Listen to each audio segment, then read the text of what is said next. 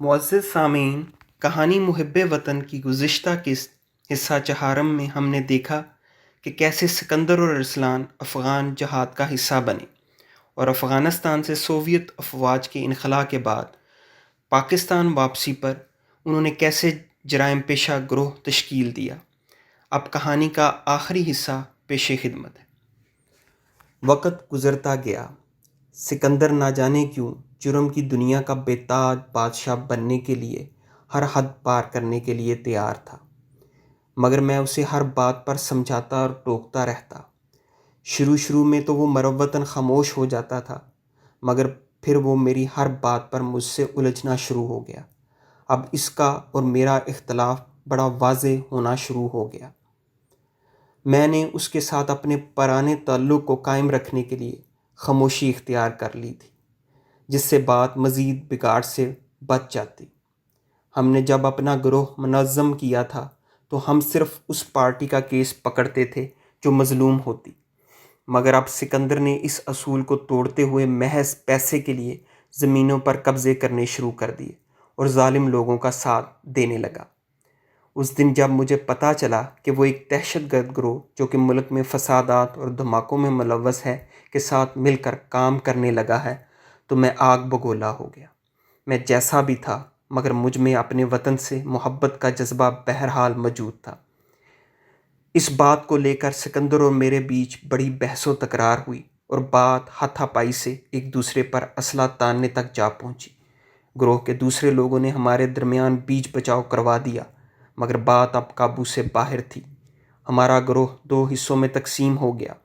کچھ لوگ میرے ساتھ ہو گئے اور باقی لوگوں نے سکندر کو اپنا لیڈر مان لیا۔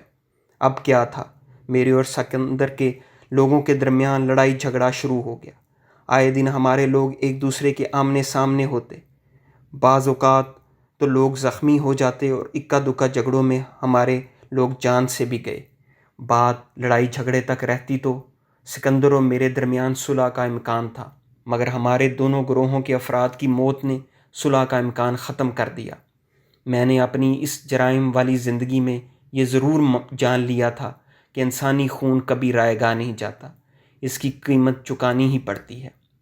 سکندر اور میری دشمنی اس حد تک جا پہنچی کہ ہم ایک دوسرے کی جان کے درپے ہو گئے، کھلم کھلا ایک دوسرے کو قتل کی دھمکی دیتے اور اس کو عملی جامہ پہنانے کے لیے باقاعدہ منصوبہ بندی بھی کرتے تھے۔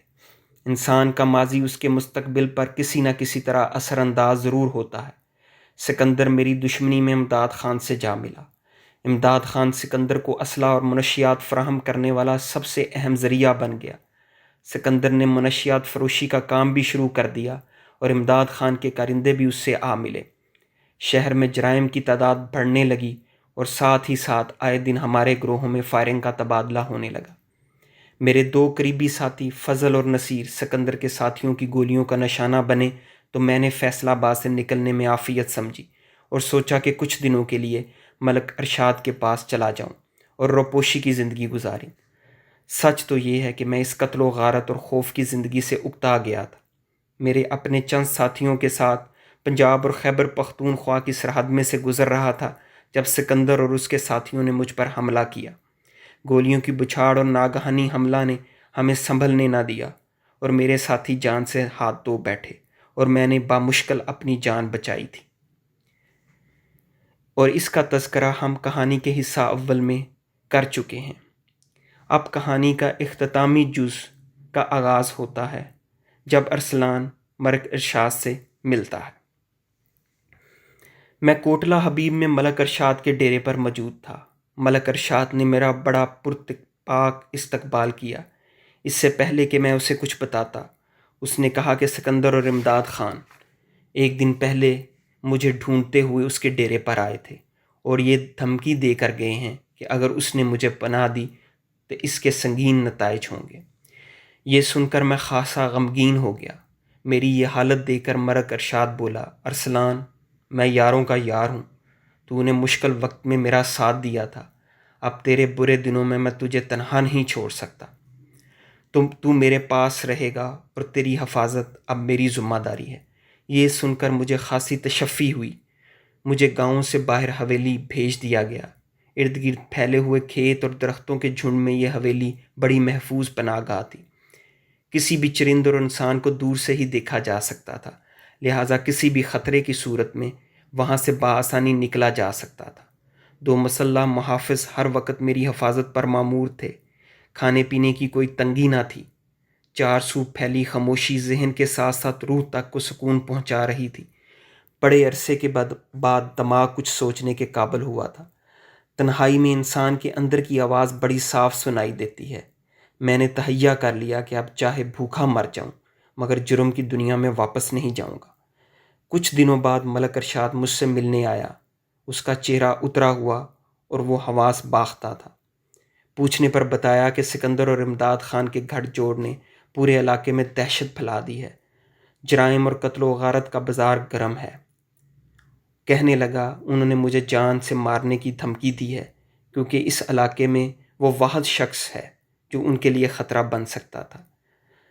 اس نے کہا نہ جانے کیا ہوگا۔ میں نے اسے تسلی دی اور کہا کہ اللہ پر بھروسہ رکھو، سب ٹھیک ہو جائے گا۔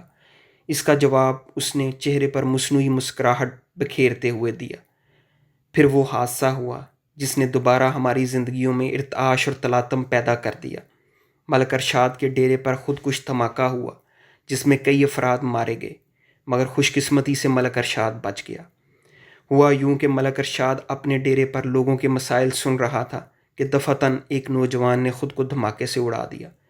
پولیس کی تحقیقات اور ملک ارشاد کے اپنے ذرائع نے یہ ثابت کر دیا کہ یہ سب کچھ امداد خان کے ایما پر ہوا تھا۔ جب یہ بات میرے تک پہنچی تو میرا خون کھول اٹھا۔ اب ایک فیصلہ کرنا تھا، یا تو ہمیں سکندر اور امداد خان کے سامنے سر جھکا کر زندگی گزارنا تھی یا ان سے بدلہ لینا تھا۔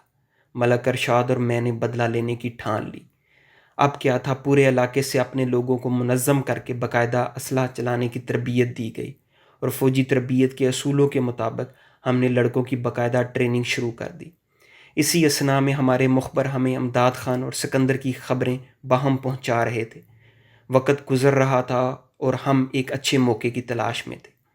ہمیں اطلاع ملی کہ امداد خان اور سکندر سرحد موجودہ خیبر پختونخوا میں دہشت گردوں کے گروہ سے ملنے جا رہے ہیں۔ ان کا گزر کوٹلہ حبیب کے پاس سے ہونا تھا۔ یہ ایک اچھا موقع تھا کہ ہم ان سے بدلہ لے سکتے تھے۔ ہم نے اپنے لڑکوں کو حملے کے لیے تیاری کا حکم دے دیا اور 14 اگست 1997 کے دن ہم کوٹلہ حبیب سے ڈیرہ اسماعیل خان جانے والے راستے پر مورچہ زن ہو گئے۔ تقریباً 12 بجے کے قریب سکندر اور امداد خان گاڑیوں کے ایک قافلے میں کوٹلہ حبیب سے کچھ 10 کلومیٹر دور مراد آباد کے سٹاپ پر رکا اور گاڑیاں برلبے سڑک کھڑی کر کے کھانے پینے کی غرض سے سامنے موجود ہوٹل کی طرف جانے لگے۔ عین اسی وقت ہم لوگوں نے ان پر دھاوا بول دیا۔ زبردست فائرنگ کا تبادلہ ہوا۔ چونکہ ان پر یہ حملہ دفعتاً ہوا تھا لہٰذا وہ اس سے نہ سنبھل سکے۔ امداد خان اور سکندر اپنے کئی ساتھیوں کے ہمراہ مارے گئے اور اس کے کئی لوگ بھاگ گئے۔ کامیاب کارروائی مکمل کرنے کے بعد ملک ارشاد اور میں اپنے ساتھیوں کے ساتھ مختلف راستوں کو بدل کر کوٹلہ حبیب ملک ارشاد کے ڈیرے پر پہنچ گئے تاکہ کسی کو شک نہ ہو کہ یہ ہمارا کام ہے۔ چونکہ سکندر اور امداد خان ملک دشمن سرگرمیوں کے ساتھ ساتھ علاقے کے لوگوں کے لیے دہشت کی علامت تھے، لہذا پولیس نے ان کی ہلاکت کو باعث اطمینان جانا اور چند ضروری کارروائی کے بعد مزید تحقیق مناسب نہ سمجھی گئی۔ اگلے روز اخبار میں یہ خبر شائع ہوئی کہ پولیس کے ساتھ تصادم کے نتیجے میں خطرناک دہشت گرد سکندر اور امداد خان اپنے 10 ساتھیوں سمیت ہلاک ہو گئے ہیں۔ پولیس کے نوجوانوں نے اپنی جان پر کھیل کر ملک دشمن عناصر کا خاتمہ کیا اور یوم آزادی پر یہ قوم کے لیے پولیس کی طرف سے ایک تحفہ ہے۔ یہ خبر پڑھ کر ملک ارشاد اور میں ایک دوسرے کو دیکھ کر مسکرا دیے۔ معزز سامعین، یہاں کہانی محب وطن کا اختتام ہوتا ہے۔ آپ سے گزارش ہے کہ میرے چینل کو سبسکرائب کریں اور اپنے دوستوں سے شیئر کریں۔ شکریہ۔